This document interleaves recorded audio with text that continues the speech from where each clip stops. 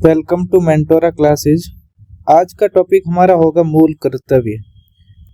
भारत के संविधान में मूल कर्तव्य, जिसे इंग्लिश में बोलेंगे तो फंडामेंटल ड्यूटीज। अगर मूल संविधान की बात की जाए तो मूल संविधान में मूल कर्तव्यों को नहीं जोड़ा गया था। मूल संविधान में मूल कर्तव्य नहीं थे, बाद में जोड़ा गया। संविधान में संशोधन किया, 42वां संविधान संशोधन किया 1976 के अंदर। 1976 के अंदर संविधान संशोधन किया 42वां, उसके द्वारा ये मूल कर्तव्यों को जोड़ा गया। कहाँ पे जोड़ा गया, कौन से भाग में रखा और कौन सा अनुच्छेद जोड़े गए, तो अब वो देखते हैं कि भाग जोड़ा एक 4 क, जिसको पार्ट 4A बोलते हैं। केवल एक अनुच्छेद जोड़ा जिसमें 51 क, क्योंकि 51 तक तो डीपीएसपी आते हैं। अनुच्छेद 36 से लेके अनुच्छेद 51 तक डीपीएसपी आते हैं, जो कि हमें राज्य के नीति निर्देशक तत्व बोलते हैं। 51 क जोड़ के उसमें मूल कर्तव्य जोड़े गए। ये लिए कहाँ से, तो उसको लिया पहले पूर्व सोवियत संघ बोलते थे, जिसे आज हम रूस बोलते हैं। उससे पहले हम पूर्व सोवियत संघ यूएसएसआर बोलते थे, वहां उनके संविधान से प्रेरित हैं। आज वर्तमान समय में लोकतांत्रिक देश है जिनके संविधानों के अंदर मूल कर्तव्य नहीं है, वो जैसे कि अमेरिका, कनाडा, फ्रांस, इनके संविधान में मूल कर्तव्यों का उल्लेख नहीं है। केवल किसमें, जापान के संविधान में मूल कर्तव्यों की सूची दे रखी है। अब ये मूल कर्तव्य लाया, उनके लिए समिति बनाई थी। पहले कौन सी समिति बनी, स्वर्ण सिंह समिति। ये बनी थी 1976 में। 1976 के अंदर स्वर्ण सिंह समिति बनाई गई। तो उस समय कांग्रेस सरकार, आपातकाल का दौर था, जो कि 1975 से 77 तक था। सिफारिशें क्या करी स्वर्ण सिंह समिति ने, स्वर्ण सिंह समिति ने सिफारिश करी कि मूल कर्तव्य संविधान में कितने होने चाहिए, 8 कर्तव्य जोड़ने का सुझाव दिया था। और संशोधन किया सरकार ने, जिससे क्या 10 मूल कर्तव्य जोड़े, जो कि 42वें संविधान संशोधन 1976 में जोड़ दिए। जब स्वर्ण सिंह समिति ने सिफारिशें करी थी 8 मूल कर्तव्य जोड़ने की, इन्होंने जोड़े हैं 10, सरकार ने जोड़े 10। कुछ संविधान में मतलब मूल कर्तव्य जो सिफारिशें तो करी थी लेकिन सरकार ने नहीं माने, वो थे कि मूल कर्तव्य का पालन न करने पर संसद ऐसा प्रावधान करे कि उसे दंड या सजा का प्रावधान किया जाए। ये एक सिफारिश दी गई थी लेकिन संसद ने इसको नहीं माना। दूसरी सिफारिश ऐसी थी कि दंड वाले कानून को अदालत में चुनौती नहीं दी जा सके, ये भी सिफारिश करी थी स्वर्ण सिंह समिति ने, लेकिन सरकार ने नहीं जोड़ा। कर अदायगी की बात करी थी स्वर्ण सिंह समिति ने, लेकिन ये भी सरकार ने मूल कर्तव्यों में नहीं जोड़ा। तो ये 3 स्वर्ण सिंह समिति ने तो सिफारिश करी थी लेकिन इनको सरकार ने मूल कर्तव्य नहीं बनाया। अब मूल कर्तव्य 51A के अंदर कौन कौन से हैं, जो कि वर्तमान में 11 मूल कर्तव्य हैं। उस समय मूल रूप से जोड़ रहे थे तब कितने जोड़े थे, 10। अभी 2002 के अंदर एक संविधान संशोधन किया और इससे एक मूल कर्तव्य एक और जोड़ दिया गया। अब देखते हैं मूल कर्तव्य कौन कौन से। पहला मूल कर्तव्य है संविधान का पालन करना, यानी उसके आदर्शों, संस्थाओं, राष्ट्र ध्वज और राष्ट्रगान का आदर करना। दूसरा है स्वतंत्रता आंदोलन, राष्ट्रीय आंदोलन को प्रेरित करने वाले उच्च आदर्शों को हृदय में संजोए रखना, ये दूसरा मूल कर्तव्य। तीसरा है संप्रभुता, भारत की संप्रभुता, एकता, अखंडता की रक्षा करे और उसे अक्षुण्ण बनाए रखे। अक्षुण्ण यानी मतलब उसको ऐसे ही बनाए रखे जैसा है वैसा ही।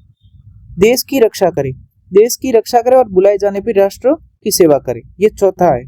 समरसता, भारत के सभी लोगों में समरसता और भ्रातृत्व की भावना का निर्माण करे, ऐसी प्रथाओं का त्याग करे जो स्त्रियों के समान के विरुद्ध में है, ये 5 है।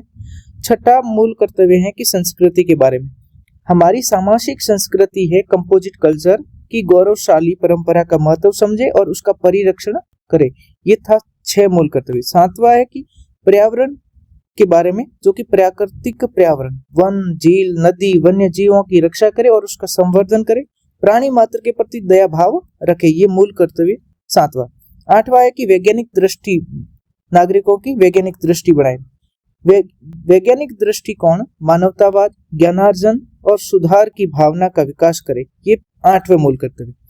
9वां मूल कर्तव्य है कि सार्वजनिक संपत्ति को सुरक्षित रखने का और हिंसा से दूर रहे, ये मूल कर्तव्य 9वां। 10वां है कि व्यक्तिगत और सामूहिक गतिविधियों के सभी क्षेत्रों में उत्कर्ष यानी एक्सीलेंस की ओर बढ़ने का प्रयास करेगा। नागरिक व्यक्तिगत या सामूहिक गतिविधियों के सभी क्षेत्रों में उत्कर्ष यानी एक्सीलेंस की ओर आगे बढ़ने का प्रयास करेगा। और 11वां मूल कर्तव्य जो कि 86वां संविधान संशोधन करके 2002 में जोड़ा, तो ये माता पिता या संरक्षक का कर्तव्य होगा, या तो माता पिता या संरक्षक उनका क्या कर्तव्य होगा कि 6 से 14 वर्ष के बच्चों को शिक्षा के अवसर प्रदान करना। ये होगा 11वां मूल कर्तव्य, जो कि ये बाद में जोड़ा गया। 10 तक तो सरकार ने 42वें संविधान संशोधन करके जोड़े थे, ये एक बाद में जोड़ा जो कि 2002 के अंदर 86वां संविधान संशोधन किया उसके अंदर। मूल कर्तव्यों की विशेषता क्या है? मूल कर्तव्यों की विशेषता कि मिश्रण के अंदर क्या है कि कुछ नैतिक कर्तव्य होंगे और कुछ नागरिक कर्तव्य होंगे। कि कुछ नैतिक कर्तव्य कैसे? जैसे कि आदर्शों का सम्मान करना, तो ये तो नैतिक कर्तव्य होगा। नागरिक कर्तव्य जैसे कि राष्ट्र ध्वज का आदर करना, ये नागरिकों का कर्तव्य होगा। और भारतीयता में क्या है कि भारतीय परंपरा, धर्म, जीवन पद्धति से जुड़े हैं। ये मतलब मूल कर्तव्यों की क्या विशेषता कि भारतीय परंपरा से जुड़े हुए कर्तव्य हैं, धर्म से जुड़े हुए या जीवन की पद्धति है उनसे जुड़े हुए कर्तव्य है। केवल नागरिकों के लिए, मतलब ये जो मूल कर्तव्य है ये किसके लिए? केवल नागरिकों के लिए। मौलिक अधिकार थे जो मूल अधिकार जो नागरिकों के लिए भी थे और विदेशी नागरिकों के भी लिए थे, लेकिन ये मूल कर्तव्य है केवल नागरिकों के लिए। जैसे कि मूल अधिकारों के विपरीत में ये किसके लिए है? केवल नागरिकों के। और ये कैसे हैं? गैर न्यायोचित।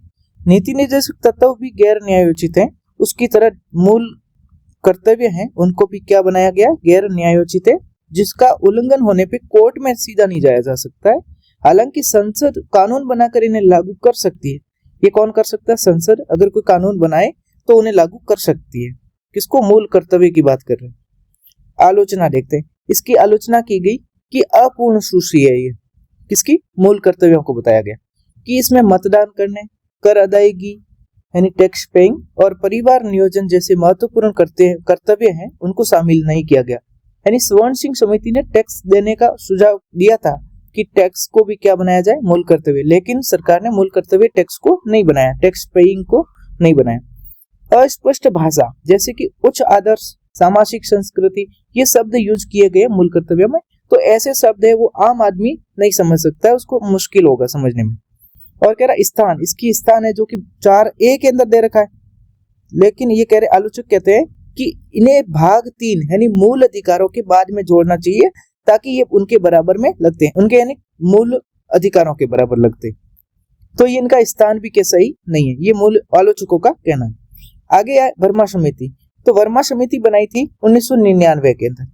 इन्होंने सिफारिश क्या करी कि उनको कानून की पहचान की, मूल कर्तव्यों को व्यवहार में लागू करने, यानी भले ही कर्तव्य संविधान में गैर न्यायोचित है, हमने अभी देखा कि मूल कर्तव्य संविधान में कैसे गैर न्यायोचित, लेकिन ये कह रहे हैं कि कानून के जरिए इनका पालन जरूरी है, इन्होंने ये सिफारिश करी।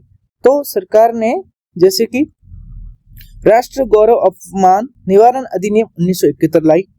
1971 के अंदर एक कानून बनाया, राष्ट्र गौरव अपमान निवारण अधिनियम, जिसमें कहा कि संविधान राष्ट्र ध्वज, राष्ट्रगान के अनादर को रोकता है। ये राष्ट्र गौरव अपमान की बात करें 1971 में अधिनियम के अंदर राष्ट्रगान, संविधान और राष्ट्रीय ध्वज को अपमान को रोकता है, तो ये इसके द्वारा। दूसरा अधिनियम क्या है कि सिविल अधिकार संरक्षण, ये 1955 में लाए, जिसमें कहा है कि जाति धर्म से जुड़े अपराधों पर दंड देने का प्रावधान ये संसद ने किया। आगे कहा कि भारतीय दंड संहिता यानी आईपीसी, इंडियन पिनल कोड, इसमें कहा नस्ल, धर्म, नस्ल, जन्म स्थान आदि के आधार पर शत्रुता फैलाने पर दंड का प्रावधान ये किसमें कर रखा है? आईपीसी में। नेक्स्ट है विधि विरुद्ध क्रियाकलाप निवारण अधिनियम यूएपीए 1966, ये इसमें कहा है कि किसी सांप्रदायिक संगठन को गैर कानूनी घोषित करने की व्यवस्था किसमें है? यूएपीए एक्ट है, जो कि यूएपीए 1967 के अंदर, इसके तहत में गैर कानूनी घोषित किया जा सकता है किसी सांप्रदायिक संगठन है उसको। लोक प्रतिनिधित्व अधिनियम 1951 है, इसमें बताया कि धर्म के आधार पर वोट मांगने और सांसदों या विधायकों को अयोग्य घोषित किया जा सकता है। नेक्स्ट है वन्य जीव संरक्षण अधिनियम 1972। वन्य जीव संरक्षण अधिनियम 1972 में कहा है कि दुर्लभ प्रजातियां के व्यापार पर रोक लगाना, ये किसमें बात करी? 1972 के अधिनियम वन्य जीव संरक्षण में। वन संरक्षण अधिनियम 1980, अगर वन्य जीव संरक्षण अधिनियम 1972 की बात अलग है, वन संरक्षण अधिनियम 1980 अलग है। इसमें कहा है कि वनों की कटाई और वन भूमि के गैर वन कार्यों में उपयोग करना, यानी वनों की कटाई और वन भूमि है उनका गैर वन कार्यों में उपयोग करना, उस पर रोक लगानी। तो ये 1980 का अधिनियम। अब क्या है कि न्यायालयों द्वारा उपयोग, यानी मूल कर्तव्यों का उपयोग न्यायालय भी करते हैं, जैसे कि संवैधानिकता की जांच के लिए मूल कर्तव्यों का भी न्यायालय उपयोग करते हैं। यदि संसद कोई ऐसा कानून बनाती है जो किसी मूल कर्तव्य को लागू करता है, मूल कर्तव्य को कोई लागू करता, संसद है नहीं, ऐसा कोई कानून बनाती है जिससे मूल कर्तव्य लागू किए जाते हैं, तो न्यायालय उस कानून को अनुच्छेद 14 यानी समानता, अनुच्छेद 19 स्वतंत्रता के संदर्भ में उचित यानी रीजनेबल मान सकते हैं। इससे उस कानून को असंवैधानिकता से बचाया जा सकता है, तब ये सुप्रीम कोर्ट या कोर्ट मतलब तो इसका यूज कर सकती है। ऐतिहासिक संदर्भ में बात करें तो इंदिरा गांधी का तर्क है कि मूल कर्तव्य है लोकतंत्र को मजबूती देने के लिए, अधिकारों को कम करने के लिए नहीं है। मूल कर्तव्य है कि लोकतंत्र को क्या करेगा, मजबूती देगा, अधिकारों को कम नहीं करेगा, नागरिक के अधिकारों को कम नहीं करता है, लोकतंत्र को मजबूती देगा। मोरारजी देसाई सरकार ने कहा कि आपातकाल के बाद आई जनता पार्टी सरकार ने भी मूल कर्तव्यों को संविधान से नहीं हटाया, जिससे सिद्ध हुआ कि ये राष्ट्रीय सहमति का विषय बन चुका था। तो ये तो थे हमारे मूल कर्तव्य, जो कि आज ये तो पूरा ही हो गया। थैंक यू सो मच, आपने देखा ध्यान से।